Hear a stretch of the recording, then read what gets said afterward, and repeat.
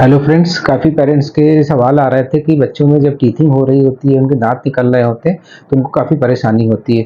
तो उस समय हम ऐसा क्या करें कि बच्चे की टीथिंग आसान हो, उसको ज़्यादा परेशानी ना हो, परेशान नहीं करे। तो मैं आज इस वीडियो में कुछ ऐसे आपको टिप्स बताऊंगा कि जिससे बच्चे की टीथिंग स्मूथ हो जाएगी, आप बच्चे को कोई परेशानी नहीं होगी।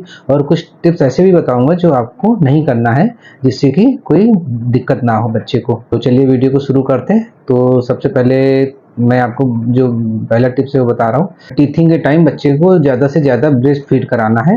उससे क्या होता है, टीथिंग के टाइम क्या होता है कि बच्चों के गम्स में इरिटेशन हो रही होती है।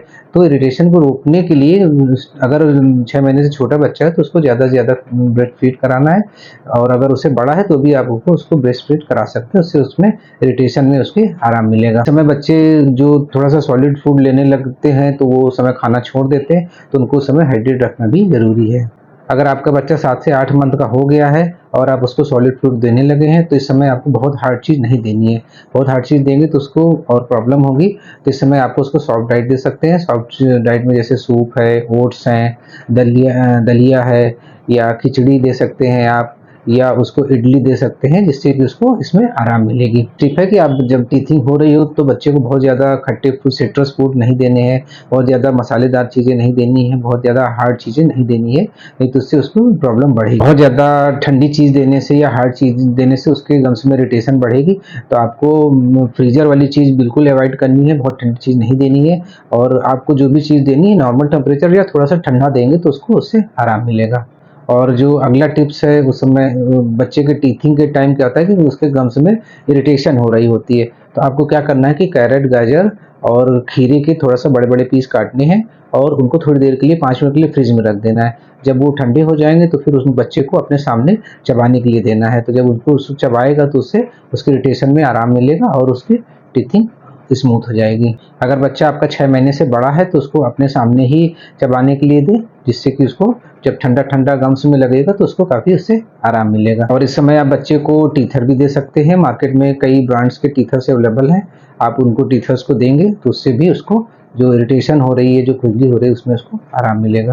और जो बच्चे को आप टीथर देंगे उसको हर बार साफ ज़रूर करना है, अच्छे से साफ करना है। और कोशिश करें अगर हो सके तो 5 मिनट उसको फ्रिज में रख देंगे। ठंडा हो जाएगा तो जब बच्चा उसको यूज़ करेगा, उसको चबाएगा तो उसको ठंडा ठंडा फील होगा, तो उसको अच्छा लगेगा, उसको इरिटेशन में आराम मिलेगी। अगला उपाय आप ये कर सकते हैं, आप अपने हाथों को अच्छे से साफ कर लें, साबुन से धो लें और उसके बाद थोड़ा सा ठंडे पानी में थोड़ी देर उंगली को डाल के रखें और उसके बाद उस उंगली से धीरे धीरे बच्चे के गम्स में मसाज करेंगे तो उससे भी उसको आराम मिलेगा। तो ये चीज़ आपको करना है, सब सफाई का ध्यान रखना है। अगला उपाय आप ये कर सकते हैं कि आपको जो आपके घर में जो भी सूती कपड़ा हो या हैंकी हो, उसको अच्छे से वॉश कर लें और वॉश करने के बाद उसको थोड़ी देर के लिए फ्रिज में रख दें। और फ्रिज में रखने के बाद फिर उससे बच्चे के गम्स में मसाज कर सकते हैं। उससे मसाज करेंगे तो उससे उसको आराम मिलेगा। और अगला उपाय है, मार्केट में कई सारे सिलिकॉन ब्रश आते हैं, आप उनको उंगली में फंसा करके उससे भी बच्चे के मुंह में हल्के हल्के मसाज कर सकते हैं। और उस सिलिकॉन ब्रश को पहले आप थोड़ी देर फ्रिज में रख दें, उसके बाद वो ठंडा हो जाएगा, फिर आप उससे उससे मसाज करेंगे तो बच्चे को आराम मिलेगा। और जो सबसे मेन इम्पॉर्टेंट है कि आप बच्चे का माइंड डाइवर्ट करना, उसको थोड़ा सा उस चीज़ से डिस्ट्रैक्ट करना है। तो उसके लिए क्या करना है कि आप बच्चे को कहीं खेलने के लिए ले जा सकते हैं, या उसको मनपसंद कोई टॉय है उसको दे सकते हैं, जिससे उसको खेलेगा तो उसका इधर से माइंड डाइवर्ट होगा, तो उसको वो प्रॉब्लम कम होगी और वो परेशान कम करेगा। और अब मैं वो टिप देने जा रहा हूँ जो आपको बिल्कुल भी नहीं करना है। देखिए, हर बच्चे में टीथिंग एक नेचुरल प्रोसेस होता है। तो बहुत सारे लोग मेडिसिन मांगते हैं कि मेडिसिन दे दें, तो आपको मेडिसिन नहीं देना है। आपको मेडिसिन देना अवॉइड करना है, नेचुरल प्रोसेस है, उसमें धीरे धीरे आराम अपने आप मिलने लगता है।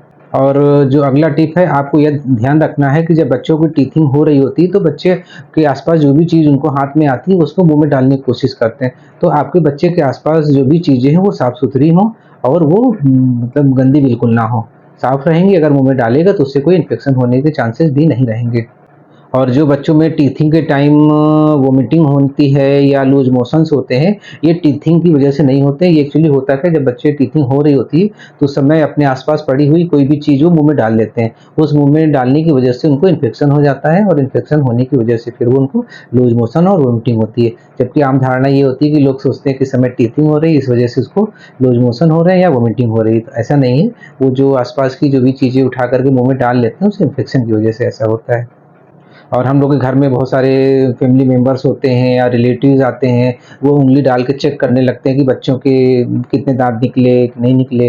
तो ये चीज़ आपको बिल्कुल अवॉइड करनी है। अगर किसी को चेक करना भी है तो बिल्कुल साफ-सुथरी फिंगर करके, वॉश करके तब चेक करें और कोशिश करें कि अवॉइड करें। अगर कोई भी आएगा ऐसे फिंगर से चेक करेगा तो उससे भी इन्फेक्शन होने के चांसेस रहते हैं। अगला मेन इम्पोर्टेंट टिप ये है कि आपको ये काम नहीं करना है। अगर बच्चा आपका 1 साल से छोटा है तो उसको शहद नहीं देना है।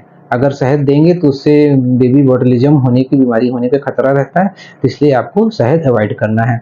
और अगर कोई भी बच्चे को अन्य परेशानी हो रही है तो आप मुझे मैसेज कर सकते हैं, कमेंट कर सकते हैं, मैं उसको आपको सॉल्यूशन बताऊँगा। और अगर अभी तक आपने चैनल को लाइक और सब्सक्राइब नहीं किया है तो लाइक सब्सक्राइब ज़रूर कर लें, जिससे इस तरह के जो भी लेटेस्ट वीडियोज़ हैं आपको नोटिफ़िकेशंस मिलती रहें। वीडियो देखने के लिए आप सबका बहुत-बहुत धन्यवाद।